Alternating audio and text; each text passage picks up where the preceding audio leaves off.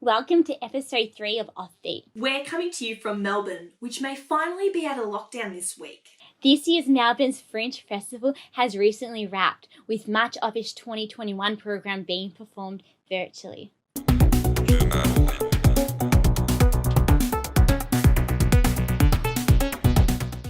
The festival this year had 2,500 artists in over 120 different shows, continuing the Melbourne tradition of DIY art, theatre, music and comedy.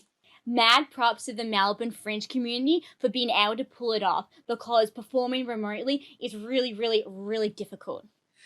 Really difficult.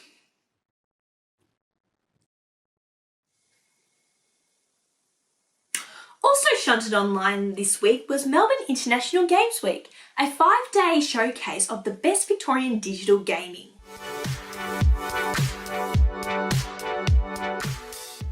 Offering free gameplay, live stream and industry panels, this event brought together game players and game makers looking to share their passion. And without being abused on Xbox Live or having a tactical response team called to their house as a prank. How impressive. That's a total stereotype, Kendra. There's only a percentage of gamers who are really like that.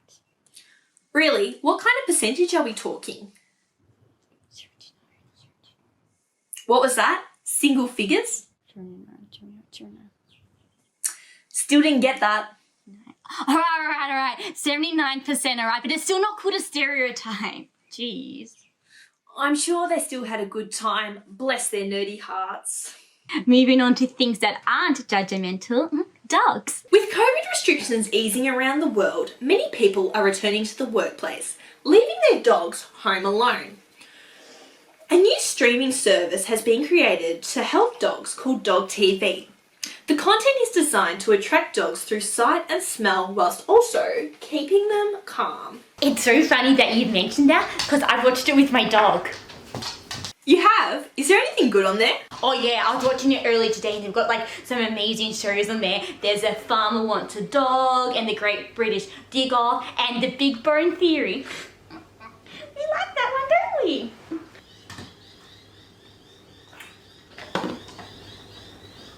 So do you think Bronte and Sebastian will get back together? Yeah? No. Do you know what? We've seen this dog before. Where have we seen this dog before? We've seen them on somewhere, haven't we? Do you know what? I'm going to look this up on IMDb. Do you want to do that? Yeah, let's look it up on IMDb. We can look it up. What episode was it, guys? Oh, come on, guys. Don't tell me that you're not loving this. You're all loving this, aren't you? Yes, you are. You're loving it. Fine, look away.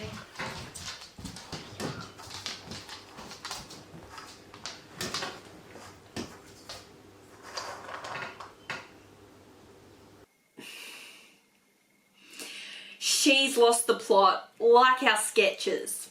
Hey, we have an amazing interview coming up, so if you change the channel, your family will be cursed, so stay tuned.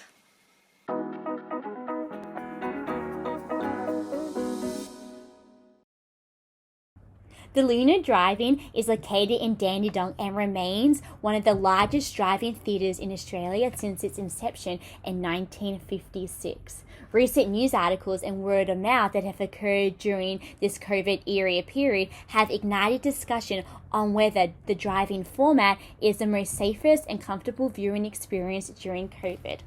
We are very lucky to be joined by Joint Managing Director of the Lunar Drive-in Theater, David Kilderry, to provide his insights into how COVID has affected the cinema-going experience and his thoughts about the future of movies.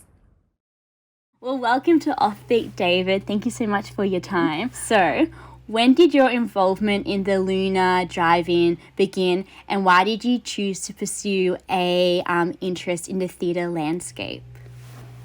Well, since I was quite young, from about the age of 12, I realised I wanted to work in the cinema industry. I was fascinated with film and projectors, and I was into Super 8 movies and bought those. I bought cartoons. I was able to save up and buy a projector. These are in the days before the VCR, of course. We went to the drive-in as a family. We went to the cinema as a family reasonably often, at least every school holidays. And I had the added advantage of, outside of my second story bedroom window, of being able to see a drive-in screen, believe it or not. Yeah. So I didn't have much choice. Yeah. I really wanted to make the film industry, and particularly cinema and drive-in exhibition, my career. So the Lunar Drive-in took many years to come together, actually. It was myself, my brother and another partner. And I'd initially tried way back in 1990 to get a drive-in open. We'd made offers on some drive-ins. We looked at opening closed drive-ins, but it took until 2002 until we were finally able to reopen a drive-in, which was the former Village Dandenong drive-in. And I was working for Village at the time. And with a lot of work and a lot of negotiation, we were able to get it open in 2002. That's awesome. Perfect. So what is that you love about the drive-in experience?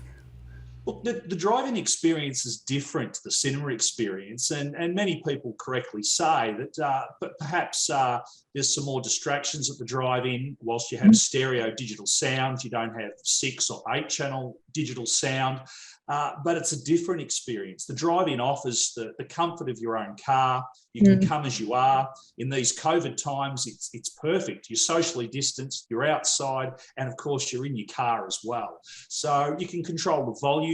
A very important factor these days is something we didn't realise 20, 30 years ago, is that people can use their phones when they're at the drive-in without interrupting anyone. And we walk through the cars and we see people scrolling on their phones halfway through the movie all the time. As many as 30% of people. So particularly younger people that just want to see what's going on with their socials or catching up on what's happening on their phone, they can do that during a movie at a drive-in, and they can't do that at a cinema.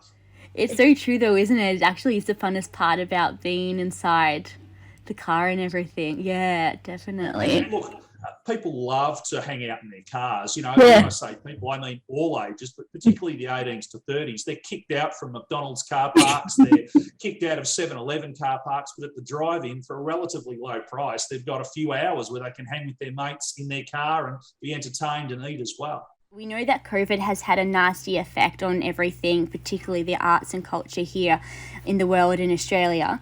So what was your initial reaction to when cinemas had to shut down? Well, we noticed back in March 2020, when COVID was really starting to spread across the world and the first few cases were hitting Australia, that cinema attendances were going down, but drive-in attendances were going up. And we noticed that over about a 3-week period, and the trend was undeniable. Now, drive-ins that have been able to operate around the world during COVID have generally experienced busy trading, but we've been closed for 46 weeks as of next week. So we've still been devastated, perhaps more than most other industries when I'm talking about cinema as a whole. So when we have been open in those few months, we've traded well, but having the closure and zero income has been tough. And look, this is the same with drive-ins in Canada and the United States as well. If they've been able to stay open and trade, they've had good trading, but many of them have been forced to close also. So, do you think movies shutting down create a disconnect between the audiences and the big screen, or do you think it would drive people to go back to the movies when everything opens back up? Yeah, look, it certainly created a disconnect. There's nothing like the movie-going habit. We see many of our customers come once a week, once a month. They love coming to the drive-in, and we haven't been able to offer that consistency. And to take up that time, of course, they've been spending their time watching movies through other platforms, whether it be streaming, free-to-air, DVD, however they choose to watch it. But we're very strong believers that there's already saturation in the home, whether it's pay TV, streaming, something you may have on DVD, all of these things are fighting for your time in the home. What we're fighting for is your out-of-home experience. So drive-ins and cinema as well, we're competing against going to a restaurant, going bowling, going to a nightclub, hanging with friends somewhere else. So that's where we compete. And yes, whilst movies are consumed both in-home and out of home, the same thing happened with the VCR coming in the early and mid-1980s. It had a devastating effect initially and did close many theatres. But by 1986, Australia's first multiplex cinema had opened at Chadstone, where I was working, and it went nuts. I hadn't seen business like it. So cinema has an inbuilt resilience, and drive-ins do too. We're a point of difference to cinema, but it's great. You can see a movie in an outdoor cinema, in gold class. You can see it in a multiplex. You can see it at a drive-in. We're just another section, another way to enjoy the movie experience. So do you have regulars that come in, did you say once a week before? That's so cool. Yeah, look, we have many regulars we see constantly. Some we know by name and speak to. Others we just see the familiar face. Yeah. And we have the same families that come every school holidays. We won't see them for 2-3 months. And the school holidays come and they'll be there 3 times during 2 weeks. So, yes, we are local and we do rely on our local community from Dandenong, but unlike a multiplex, we draw from about 30 to 45 minutes away. So most of our customers actually drive past an indoor cinema to have the drive-in experience. So the 3 drive-ins that do exist in Melbourne are all luckily spaced about 45 minutes drive apart. So we all sort of divide up Melbourne very evenly and it works out well. Has there been any sort of rivalry shared between the outdoor cinemas and the indoor mainstream cinemas over the years, or do you feel like the 2 types of viewing experiences are too distinct to compare? Look, there's certainly an overlap, and bear in mind, outdoor cinemas were the very first way that Australians saw movies. If you look at here in Melbourne, there was over a dozen outdoor cinemas around 1912, 1913, 1914, spread around St Kilda, South Melbourne, and indeed other suburbs. So before they realised the permanence of cinema by adding roofs and building specific cinemas, outdoors was the way we first experienced movies. They've always been a part, and you'll notice across Melbourne there's cinemas, whether it be Palace Westgarth or Lido in Hawthorn or Classic Elsternwick, they have an outdoor cinema above their indoor cinemas. Yeah. Of course, there's the other ones that come just for the season, and there's many and varied, everything from Moonlight to all the others that pop up for short seasons. But unlike those, the drive-in is outdoor movies year round. So we have the consistency, and it's ironic that still 2 of Australia's 3 largest cinema companies still run drive-ins. Did the return of the drive-ins boost the success of your outdoor theatre from what you noticed? Yes, look, it's important being a leader. You know, you get the most recognition and noticed most. Also, with this opening up, drive-ins will be able to open on or about the 26th of October, whereas cinemas are approximately 2 weeks in delay of that. So once again, the government have rightly recognised the safety that the drive-in provides compared to other businesses. And when you compare a drive-in theatre to a gym or eating indoor at a cafe or a restaurant, as I mentioned before, we're outdoors. Even if you're parked, even if we're absolutely packed, you're still 2 or 3 metres away from the nearest car and you're in your car. So we have huge advantages. But having said that, we would not like to have been open during these COVID peaks, because we realise stopping the spread is important, and it's important that we do our part, no matter how safe we feel we are. And with all due respect to a lot of the cafe owners out there, if I hear one more say that they've lost 40% of their business, well, we lost 100% of ours for over 40 weeks. So, and we consider we're one of the most inherently safest ways to see a movie with COVID. So we're looking forward to getting open again, following the guidelines to a T, and doing our best to provide a safe experience for our customers. Do you think you will be able to get eventually, once everything's that's the aim, to get back into? We hope to get back to as normal as we can. There's been some upheaval in the cinema industry with the windows changing. We used to get a 90-day window between a film released at a cinema or drive-in before it went to streaming or other platforms. That's been shortened mostly by about half to to 45 days now. So that's quite a big change. So we'll find some of our most popular movies will still be on screen when they're released to the other platforms, which rarely happened in the last 20 or 30 years. So there's a number of changes that we'll have to deal with, but we hope to return as much to regular operation as possible. Yeah, 100%. That's tough, isn't it? Yeah, far out. So, will you prepare differently for any community events in the future, or do you believe no change is required for the arts and culture to thrive at the Lunar Drive-in? Yeah, look, good points.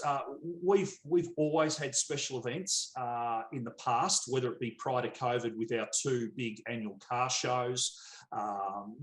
Even as a regular special event, we have a trash and treasure market at our drive-in every Sunday, which thousands of people visit every week.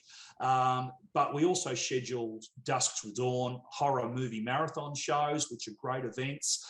Initially, we'll just get open with whatever films are available to us to run, just to get back on track. But yes, we will add those special events back in, and they are important. Whether you're a drive-in or a cinema or any arts or other culture facility, having special events puts a spotlight on your business. There's no doubt about that. But they can also be lost leaders. We've run many events that, with all the organisation, costs involved in getting some classic films on screen, they lose money. So we're in the business to make money and also serve our audience at the same time. So it's a very fine line between how you balance that. Well, did you have anything else you'd like to say or talk about?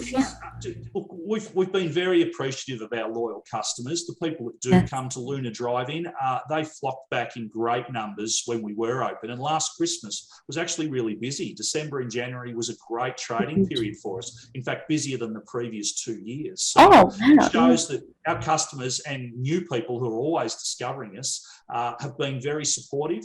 Our prices are low, both with our entry and our food, particularly compared to other cinemas. We're about half the price for a family of 5 and about half the price for that family of 5 to eat as well.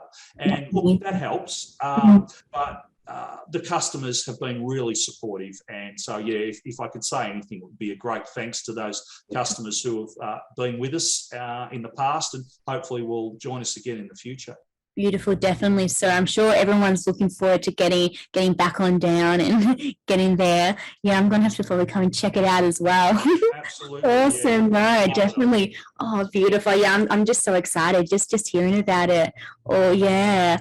Oh, well, thank you so much for your time, David. Today was so interesting. Actually, I learned so much about cinema and everything. So that sounds so awesome.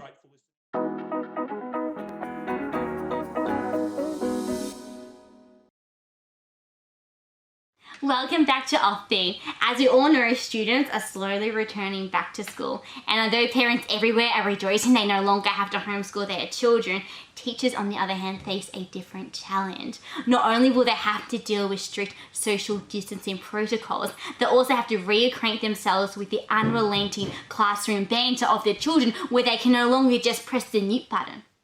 We are now joined by adolescent behaviour expert, Dr. Stupelman. Doctor, thank you so much for joining us today. Pleasure. Could you please shed some light on the harrowing reality teachers might face when students return back to the classroom? Well, Felicity, I've been studying child psychology for some time now. As a matter of fact, I was a child at one point. And I've learned that they are actually much more adult than they seem. They can be quite ingenious, clever. Tell us more. I was going to. It's important before teachers return to school that they understand the adversity that they are about to face. The classroom is a hotbed for banter, badinage, repartee, and you name it. When a group of students gets together in a classroom, they can say the nastiest things. Yes, being COVID safe is important, but the teachers are the real victims here. I actually spoke to one teacher to illuminate the traumatic verbiage that some will face. I was in a classroom, teaching, just like any other Wednesday. You wouldn't believe what happened next. Please tell us. Well, a student raised his hand. Politely, respectfully. I assumed it was pedagogy related. But then he asked me if I liked Doctor Who. Caught me off guard, but had to think on my feet. So, in an attempt to be relatable, I said yes. What ensued? The horror. What happened?